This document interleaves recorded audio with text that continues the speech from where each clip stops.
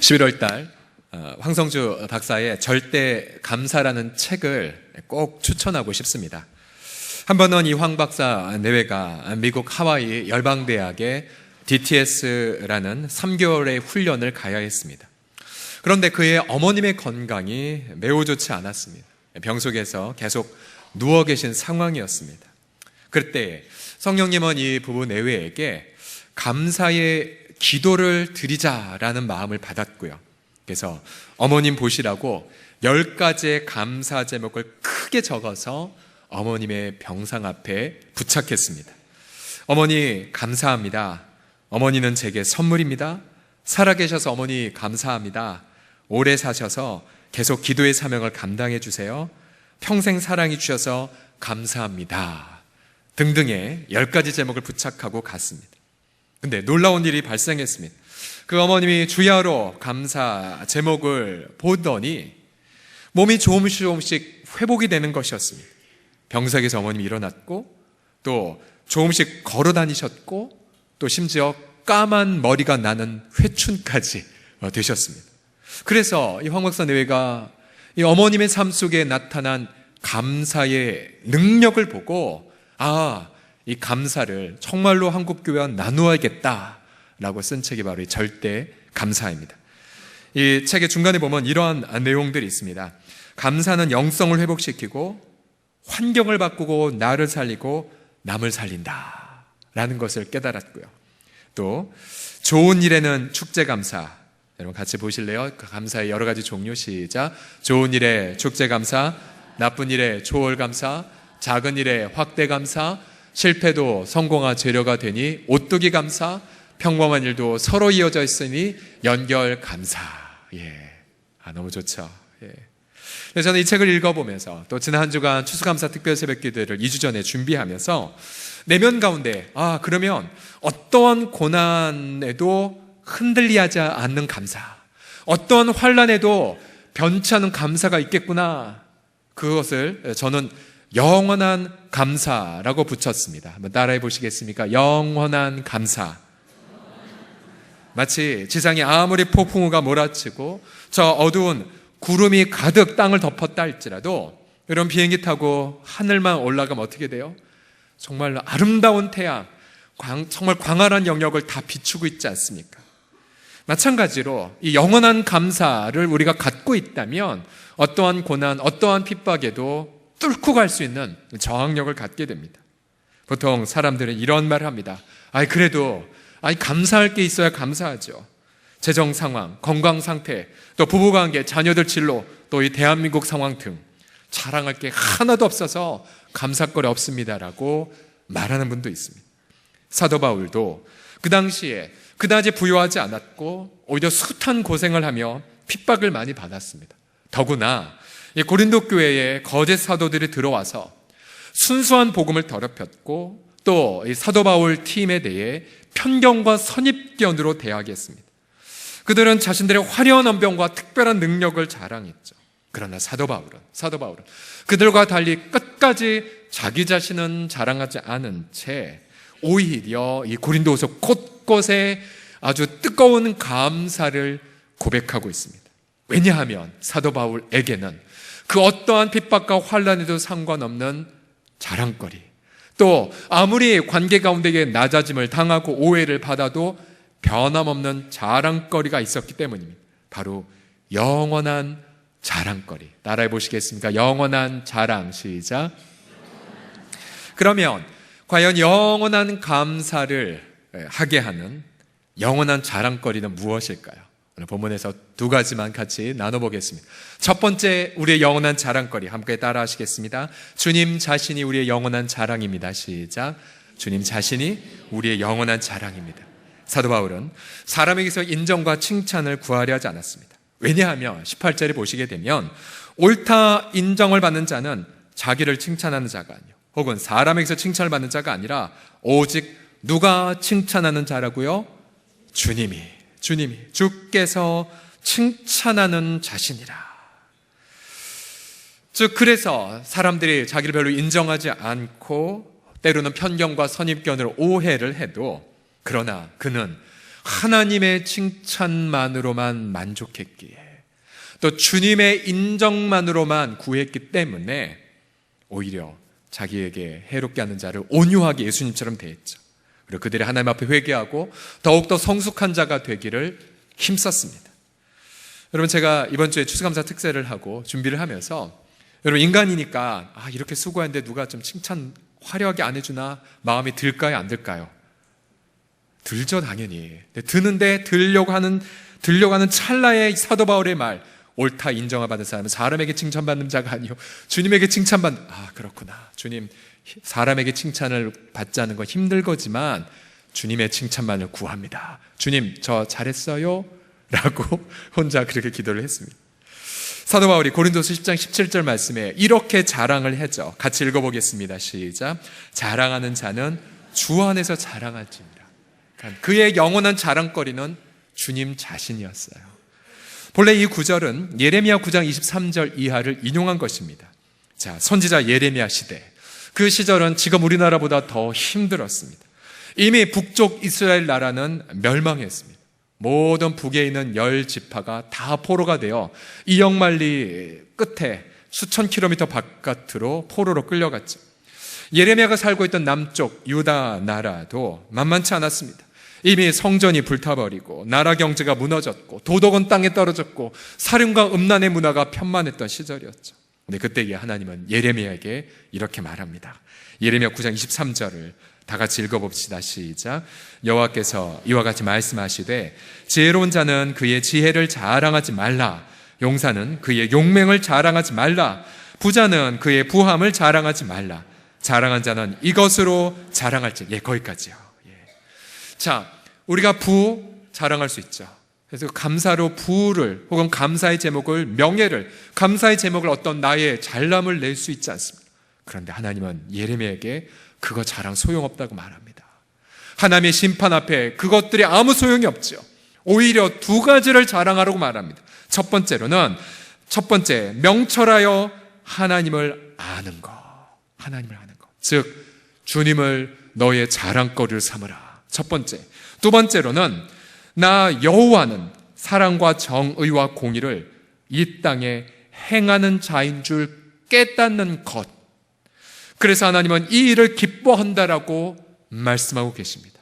그 당시에 하나님의 앞에 정말로 나라가 불타버리고 도저히 자랑할 것이 하나도 없던 그 시절에 하나님은 오히려 사랑을 행하셨고 공의를 행하는 것은 쉼이 없으셨습니다. 그래서 바로 그것을 자랑할 것을 예레미야를 통하여 말씀하고 계십니다. 자, 그러면 다시 지금 우리 현대로 돌아와 봅시다. 여러분이 현대에, 여러분 추수감사 주일날 무엇을 자랑하고 그것으로 무엇을 감사하시겠습니까? 용맹함, 부함, 권력, 그것은 우리의 자랑거리가 될 수 없습니다. 우리의 이 추수감사 주일날 하나님 앞에 드릴 위대한 자랑이 있다면 따라 하시겠습니다. 예수님만 자랑합니다. 시작. 또 하나님의 사랑과 공의를 지금도 행하신다고 말씀하셨죠. 하나님의 사랑의 행함이 무엇입니까? 바로 십자가가 아니겠습니까? 하나님의 공의의 행함이 무엇이겠습니까? 여러분, 지금 이 시간 이 나라와 민족을 보면 자랑할 거 없어 보여도, 그러나 우리의 눈을 하나님 밝혀주시면 지금도 하나님은 쉼 없이, 지금도 2016년 이 11월 달에 하나님은 사랑으로 이 땅 가운데 역사하고 계시고 하나님의 공의로 이 땅 가운데 일하고 계신 것을 믿습니다. 그래서 우리는 믿음으로 그것을 자랑하는 거죠. 때로는 우리가 하나님 앞에 이러한 질문을 던지게 됩니다. 하는 일이 하나도 되지 않고 또 남들에게 있지 않은 일들이 내게 연거푸 일어나면, 하나님 정말 저 사랑하는 거 맞아요? 라고 한탄을 하게 됩니다. 여러분, 그런 한탄을 하실 때가 있었습니까? 없었습니까? 없는 게 비정상이고요, 있는 게 정상이죠. 그렇죠? 그때마다 우리 주님 뭐라고 말씀하세요? 주의 음성을 들어보셨습니까? 주님은 우리의 시선을, 마음의 시선을 갈보리 십자가로 향하게 하신 다음에 십자가에서 주님 말씀하시죠. 얘야, 내가 이만큼 너를 사랑한단다 라고요. 로마서 8장 32절을 통해 봐라, 내가 내 아들마저도 아끼지 않고 너를 위해 주었잖아. 그래서 그 아들과 더불어 모든 필요한 것들을 너에게 주었고 지금 주고 있으며 앞으로도 줄 텐다. 할렐루야. 그러나 우리 인간인지라 다시 하나님 앞에 항변합니다. 그럼 주님, 제가 지금 겪고 있는 이 고난은 무슨 의미가 있어요? 20년 전 저도 정말 많은 열등감에 사로잡혀 하나님, 왜 이렇게 제 삶이 어렵죠? 라고 부르짖었던 적이 있었습니다. 그냥 등록금 걱정을 해야 될 때, 그리고 차비가 없었기 때문에 또 마침 학교도 가까워서 그냥 산을 타고 학교를 다녔고요. 점심시간 같이 밥 먹을 여유도 없었고 재정도 없었고요. 또 아버님 사업이 실패로 여파로 지하방에 함께 가족들이 몰려 살았던 그 시절에 그냥 인생 자체가 힘들었고 마음도 기쁘지 않았고 예배도 은혜롭지 않았었습니다. 근데 어느 날 신명기 말씀을 읽고 있는데 신명기 8장 말씀에 제 눈에서 눈물이 터졌습니다. 8장 2절과 3절에 보니까 네 하나님 여호와께서 이 40년 동안에 내게 광야 길을 걷게 하신 것을 기억하라. 고난은 영원하지 않구나. 또 광야 길을 걷게 하신 건 하나님이구나. 그러면서 주님이 너를 낮추시며 낮추다는 이 단어 앞에 제 눈에 눈물이 터졌어요. 그렇구나. 아무 의미 없는 게 아니라 하나님의 낮추시는 과정이었구나. 너를 시험하사 네 마음이 어떠한지 그 명령을 지키는지 지키지 않는지 알려 하심이라. 또 나오죠. 너를 낮추시며 너를 줄이게 하시며 또 너도 알지 못하며 네 조상들도 알지 못하던 만나를 그래도 내가 매일 먹이고 있잖아. 그것은 사람이 떡으로만 사는 것이 아니요 여호와 입에서 나오는 모든 말씀으로 사는 줄을 네가 알게 하려 함이란다. 엉엉 울었어요. 몇 번이고 이 8장 말씀을 읽었는지 모릅니다. 그리고 정성스레 타이핑을 해서 출력해서 제 책상 앞에 붙였어요. 몇 년을 붙여놨는지 모릅니다. 저 종이가 한 20년 됐는데 아직 제 서재에 있어요. 어제 또 몇 개월 만에 꺼내봤는데 너무 새롭더라고요. 내 열등감을 치우게 하신 하나님 말씀.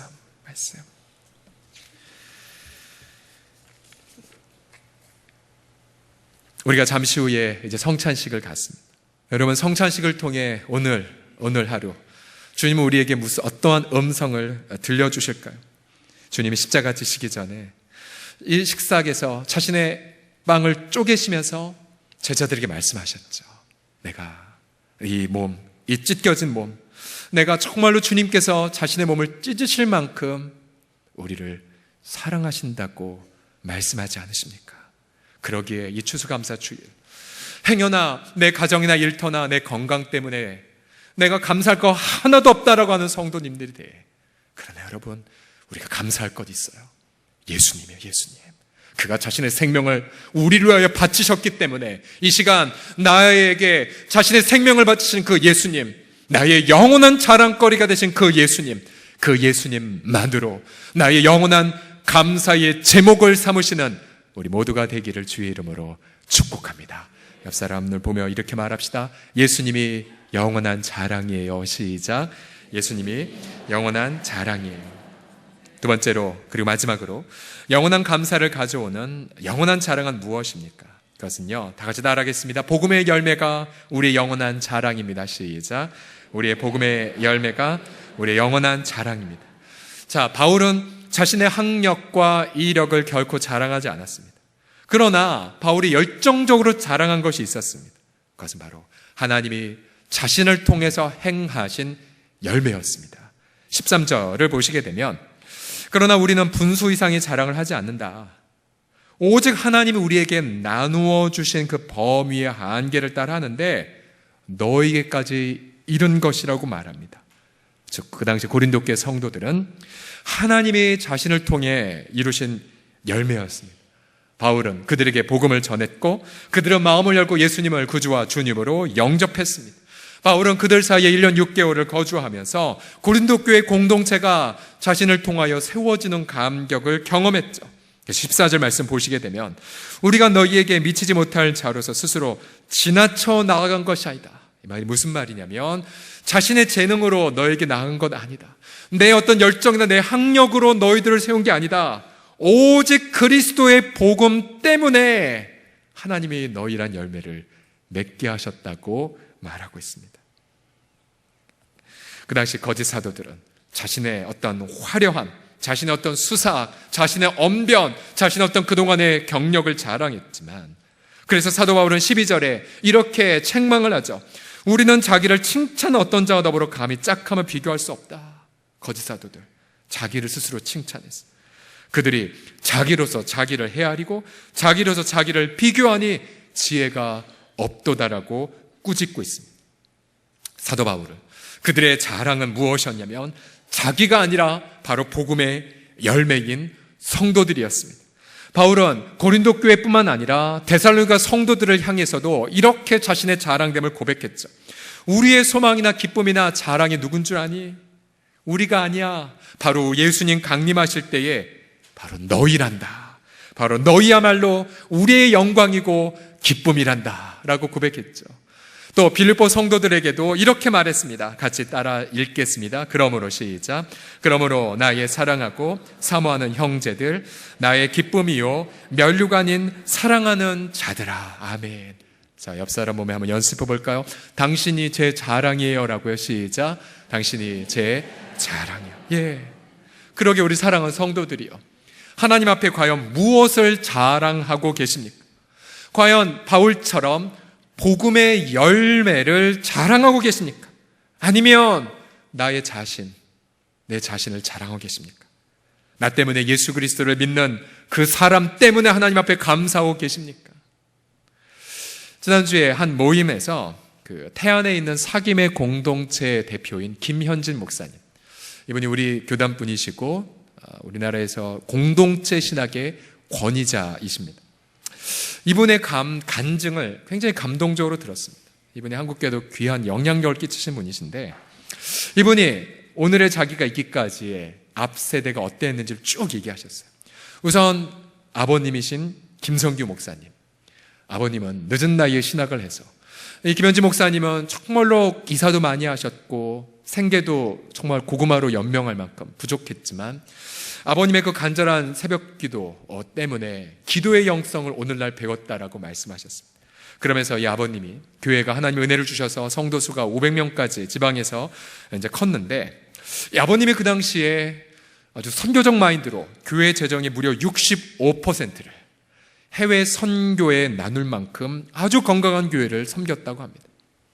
첫 번째 아버님이 있었고, 그런데 이 아버님과 동역했던 또 다른 선교사를 김현지 목사님이 얘기하셨어요. 로버트 라이스라는 선교사님이십니다.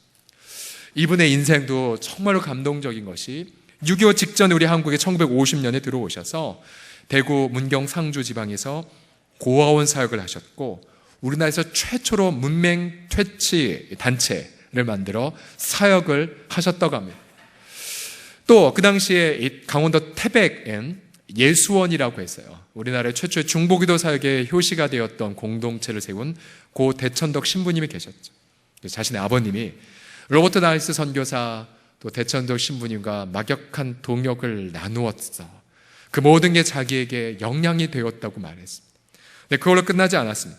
이 로버트 나이스 선교사님은 누구의 제자냐면 미국의 수만 명의 선교사들 중에서 유일하게 미국의 우표에 올라가 있는 인물이 있답니다. 그분이 누구냐면 프랭크 루박이라고 하는 선교사입니다. 이분은 문맹퇴치의 사도라 불리는 분인데요, 이분의 이 문맹퇴치 사역 때문에 현재 전 세계 200가지의 다른 언어를 쓰는 무려 6천만 명의 사람들이 문맹퇴치의 큰 혜택을 보았다고 합니다. 본래 이 프랭크 선교사는 필리핀 민다나오의 모로족 이슬람 종족인데요, 그들에게 복음을 증거하러 들어갔는데 가서 보니까 글자가 없고, 그래서 이분이 글자를 만들어주고 글자를 깨우쳐주고 사랑으로 지극 섬겼더니 그 이슬람 종족이 이분에게 마음을 열어서 예수님을 구주와 주님으로 영접했던 샘플이 이곳에 있었습니다.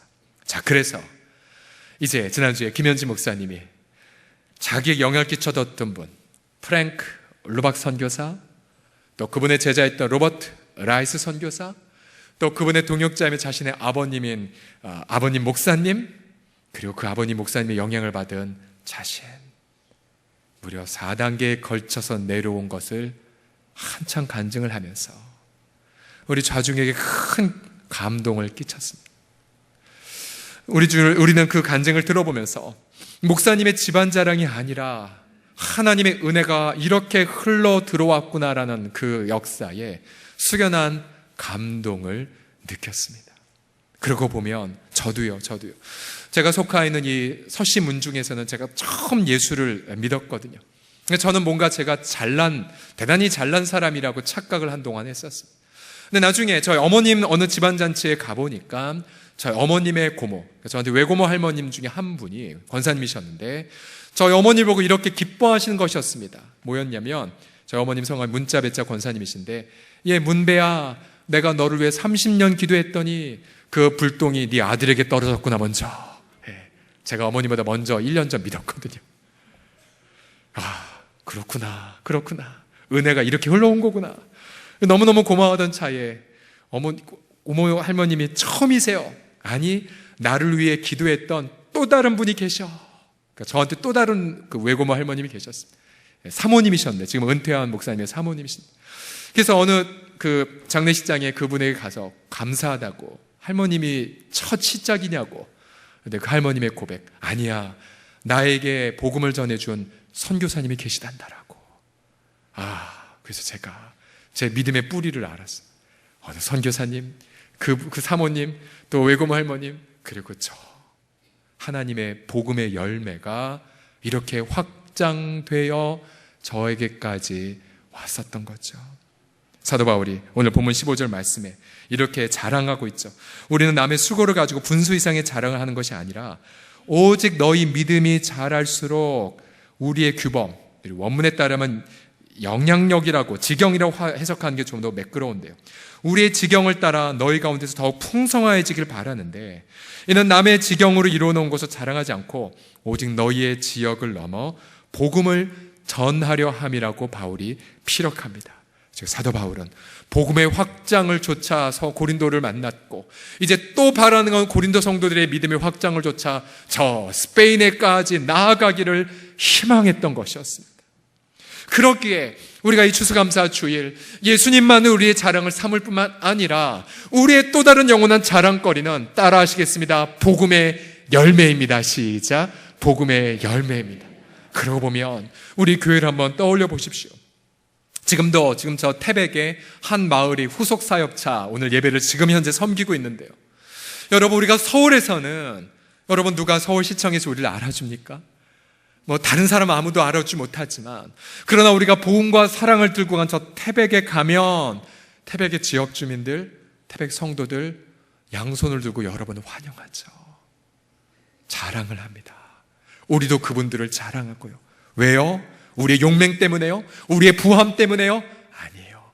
복음의 열매 때문에 그래요. 그렇게 생각해 보니 우리 교회 공동체 안에 우리가 하나님 앞에 감사할 제목들이 얼마나 많이 떠올랐는지 모릅니다.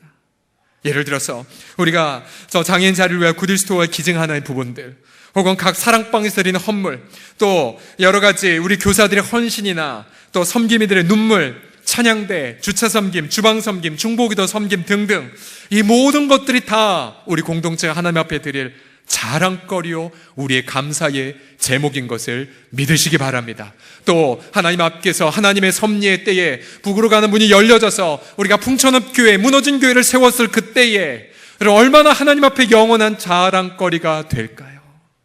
그러기에 오늘 추수감사 주일, 그 어떠한 누구도 감사 제목이 없는 사람은 단 한 명도 없습니다. 오히려 우리는 이 추수감사 주일, 우리를 위하여 자신을 바치신 예수님 때문에 더한 감사를 드리게 되고, 또 그분의 은혜로 말미암아 맺어진 복음의 열매, 또 그 복음의 열매의 확장 때문에 우리 하나님 앞에 더 깊은 감격으로 오늘 하나님께 영광을 돌리게 하실 줄을 믿습니다. 기도하겠습니다. 우리 전교인이 성찬을 대하기 전 우리 이러한 기도를 드립시다. 예수님, 주님만이 저의 자랑입니다. 주님, 복음의 열매만이 저의 자랑입니다. 세상의 헛된 것 자랑하지 아니하겠나이다. 주님만으로 내 만족을 삼겠나이다. 이 시간 이 고백으로 우리 주님의 성찬을 준비하도록 하겠습니다. 다 같이 이 시간 눈을 감고 회개와 결단의 고백을 다 같이 드리겠습니다. 기도하겠습니다. 살아계신 아버지 하나님, 이 시간 주님 앞에